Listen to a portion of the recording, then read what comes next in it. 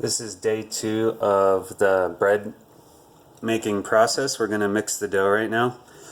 This is our pre-ferment. This has been fermenting for 12 hours. It's nice and bubbly. It's over doubled in size, as you can see, relative to the mark. And the pre-ferment has not collapsed yet, which means it's a good time to use it. This pre-ferment is going to help bring activity and flavor into our bread dough. So we're going to start by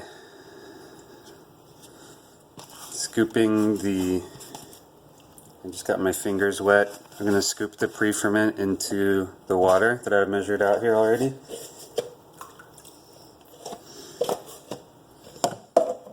And get my fingers wet again and break this up a bit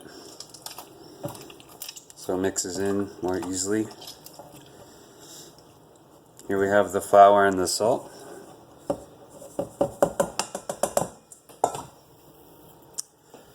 I've placed the yeast directly on top of the water here so that it hydrates a bit. And I have all the rest of the dry ingredients on top. So on the bottom we have the water, then the pre-ferment, which we broke up into a few pieces, the yeast, and the flour and the salt on top. So we're going to mix this by hand. Start by just incorporating the flour into the water until it starts absorbing.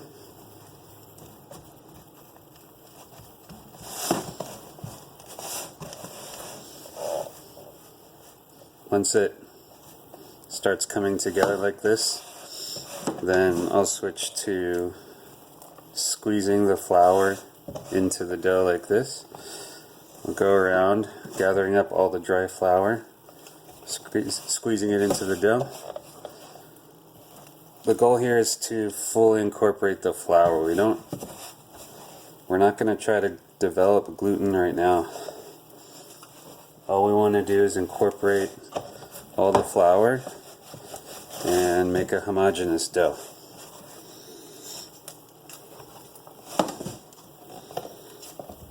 Keeping this hand clean, just working with one hand. So as you can see, this is not taking very long. It's coming together pretty quickly. You really just want to make sure that you don't have any pockets of dry flour anywhere.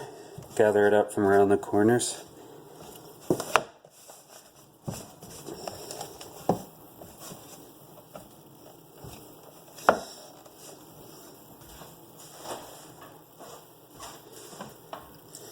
You can use a scraper, get the dough off your hand.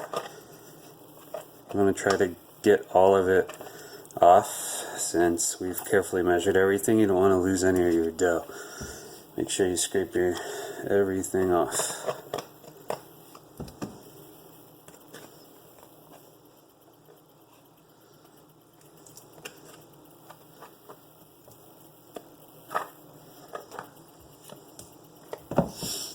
Then I'll get my fingers wet and I'll go back in again just to make sure I got everything.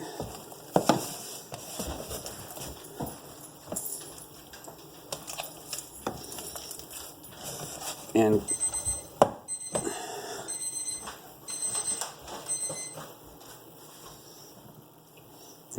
getting your fingers a little bit wet here and there really just helps keep the dough from sticking. Okay, so this is looking pretty good. No lumps. All the flour has been incorporated. This is good. I'm going to scrape the dough off my fingers again.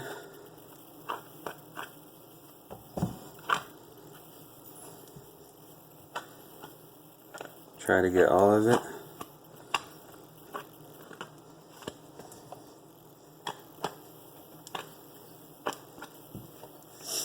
Then, using the scraper, I'm going to try to get everything off the sides as well, so that you don't have any little bits drying out.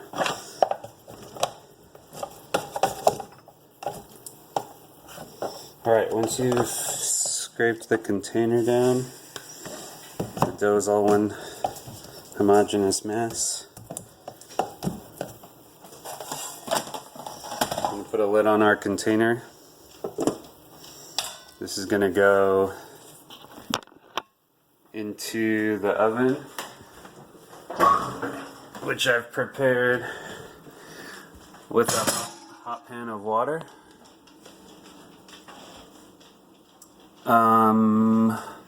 Right now the temperature is reading 77. I think the temperature's still going up. I just put this pan of hot water in here, but as you can see, we're right in the temperature zone that we want to be. Now we're going to set a timer for 30 minutes and we'll come back for the first fold. It's been 30 minutes since we mixed the dough. I reviewed that earlier, the first video, and what you can't see when we put this dough away into the oven was that there was a large roasting pan on the bottom rack, which I filled up with hot water out of the tap. So doing that in your oven with your oven off will create an environment which should get you around close to 80 degrees, which is what we want. Now we're going to do our first fold. So this is the way we're building strength in the dough. So dough strength is going to come as a combination of gluten development as well as gas development. So those two together are what going to combine create strength in our dough. So what we're doing is we're first going to gather up the sides like that, stretch it out a little bit, drop it towards the center. Now I'm getting my hand a little bit wet each time here so it doesn't stick. Now I'm going to grab by the bottom, pull up and stretch out the dough, let it drop a little past the center. I'm going to use both my hands here to pull up and stretch it out and then drop it down. I'm going to keep doing that. We're basically coiling the dough up. This is what's going to develop our gluten, are these stretches. And this is a nice gentle way of developing a lot of strength. As you can see just from mixing it by hand, this dough is already really strong. It's already really developed just from that first 30 minutes of sitting. And now after one fold, it should be even stronger. And you'll notice a difference almost every time you do a fold. So we'll just make sure that we don't have bits of dough hanging out.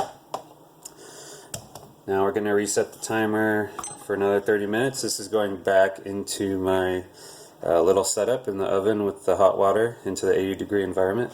We'll take a dough temperature right now just to see where we are.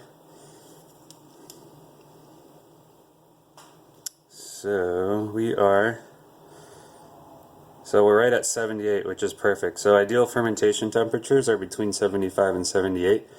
You can go up to 80, 82, but we want to stick closer to 78. So we're perfect right now. So we're just going to keep it right in this zone. Alright, so we'll come back after another 30 minutes. Here's our dough after another 30 minutes. So now we're going to do another fold. We're doing 2 folds the first hour during this bulk fermentation. So 2 folds, one every 30 minutes, and then we're going to switch to 1 hour intervals after this. So this is our second fold at 30-minute intervals. I wanted to reiterate how important dough temperature is. It's really important you take the temperature of your dough. It's really important that you use warm water between 80 and 90 degrees if it's cold in your house. If it's pretty warm in general in your part of the country, then cool water out of the tap is okay for this. That's what I did, and you can see that we got a good dough temperature out of that. But make sure you take the temperature of the dough, make sure you monitor it, and make sure that you keep it in that range. We really want to be in that 75 to 78 degree range optimally. Alright, so we're going to do the second fold. So we're going to take one side, pull it up, drop it in, getting my fingers wet each time so the dough doesn't stick. I'm going to grab the other side, stretch it up, and drop it down. Now starting from the bottom, I'm going to pull up and stretch and then drop it down. Then putting my hands like this, I'm going to grab the sides, stretch up, drop it down. stretch up, drop it down, stretch up, drop it down, and then we're going to rotate it. And then next time we'll be stretching it the other direction. This is building strength by developing the gluten through the stretching. It's also aligning all of the gluten strands, which also is going to help make a strong dough. This is 1 hour, or 2 hours, sorry, into bulk fermentation. Bulk fermentation is a term that describes the fermentation of the dough after mixing and before shaping. So we've done 2 folds so far, and now we will do our 3rd fold. So just like before, I got my fingers wet. I'm going to pull the sides up, stretch it up and over. Grab this side, stretch it up and over. Then I'm going to grab the bottom here, stretch it up, and drop it down just past the middle. Grab it with 2 hands, pull it up and over, up and over, up and over. Then we're going to grab the whole thing, rotate it, set it back down. So this is, once again, 2 hours into our bulk fermentation. We're going to ferment, bulk ferment between 3 and 4 hours. So we're going to check our dough temperature right now. We're at 76.9, almost 77. Oh, there we go, 77.1. So we're still right in that range. 75 to 78 degrees is perfect. We're going to keep it right there and set the timer for 1 hour. And we'll do this in an hour, and then we'll check it out and see how long we want the last interval to be. And we're going to do that basically by visual appearance and feel. This is after 3 hours of bulk fermentation. So we've done 4 folds, 2 the first hour, then 1 the following hour, and then 1 the following hour. So that's 4 total. As you can see, there's some gas development here. So the dough has come alive. You can tell that it has good strength because it hasn't completely pulled out to the edges of the container. So it's looking really good. We're gonna push the bulk fermentation just a little bit more. So we're gonna do 1 more simple coil fold at this point. I'm just gonna start from the bottom. I'm skipping that step where I was folding the sides in because it's strong enough for me at this point. So I'm just going to coil it up, and you can see it's behaving a lot differently now. It's got gas and gluten structure. So now you can see it's really holding together like a strong cohesive dough. So this is almost ready to go. I'm just going to let it relax for 30 minutes, which will bring total bulk fermentation to 3.5 hours. That was with the dough temperature of right around 75 degrees. So remember that if your dough temperature is different, if it's lower, then bulk fermentation will take longer. If it's higher, it will take less time. So just keep that in mind. Really shoot for that 75 degrees. Alright, we'll let this rest for 30 minutes, then we'll divide into our loaves. The dough's had a chance to relax now. It's been a little over 30 minutes, so total fermentation time on bulk fermentation is a little over 3.5 hours total. So the dough looks really good. It's strong. It's got some good gas development. Now we're going to turn it out of the container and divide it. So this recipe is enough to make 2 loaves of bread. I'm lightly dusting the top of this as well as the edges so that I can use my scraper to release it. Now we're just going to flip this out and let it fall out of the container on its own. We're not going to pull it out of the container using our hands because then we would possibly overhandle the dough. We don't want to degas it too much at this time. So I'm going to put a little bit of flour right in the middle, right where I'm going to cut it. So we're going to separate it into 2 pieces. At this point, you really want to be aware of flour on your work area. You want to minimize flour in your work area. It's going to be an issue if you have a lot of flour on your dough, then it'll prevent it from sticking to itself. So right now we need it to stick to itself because we're going to be proceeding with shaping.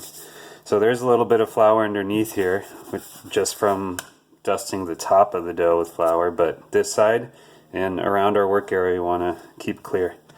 Okay, so for pre-shaping, I'm going to just bring the corners in like this. Pre-shaping is what helps the structure along leading up to the final shape. It just provides a little more structure to the shape so that the final shape will be able to hold its shape while proofing. So once we bring the corners in and flip it over, then we're going to draw the corners into the center. So that corner, now this corner,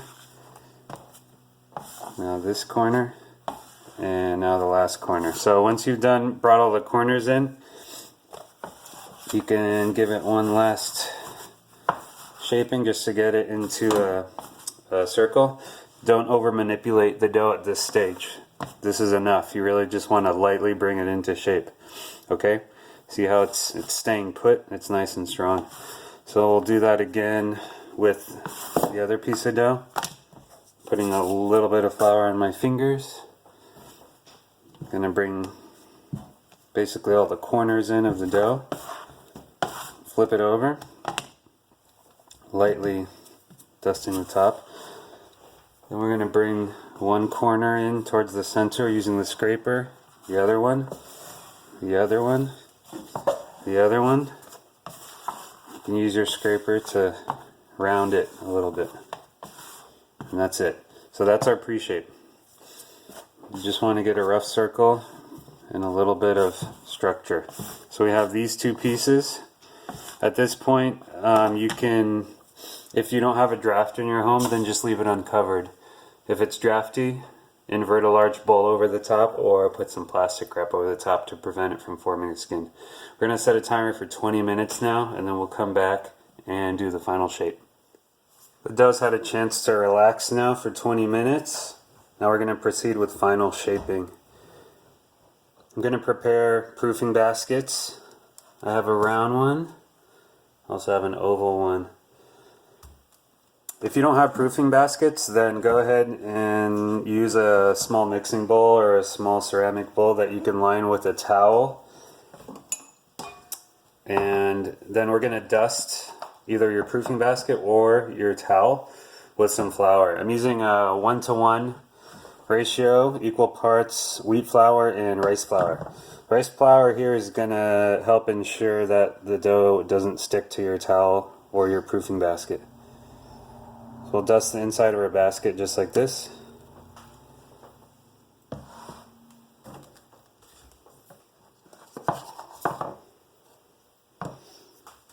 I'll dust this one. Okay.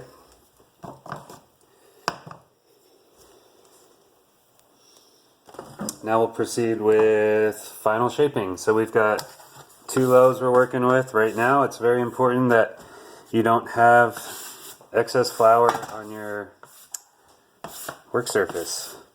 So go ahead and remove any flour that's in your way.